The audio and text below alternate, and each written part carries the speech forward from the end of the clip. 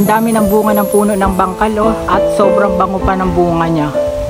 Pero mga katribo, hindi ko to nire-recommenda na kainin nyo dahil wala pang nagpapatunay na nakakain ng bunga nitong puno ng bangkal.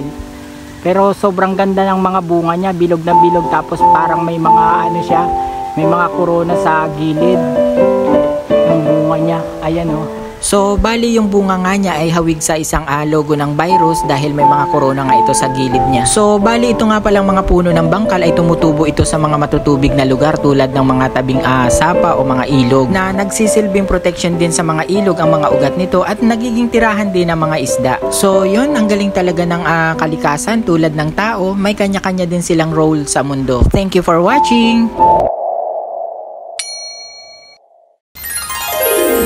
Ang dami ng bunga ng puno ng bangkal at sobrang bango pa ng bunga niya.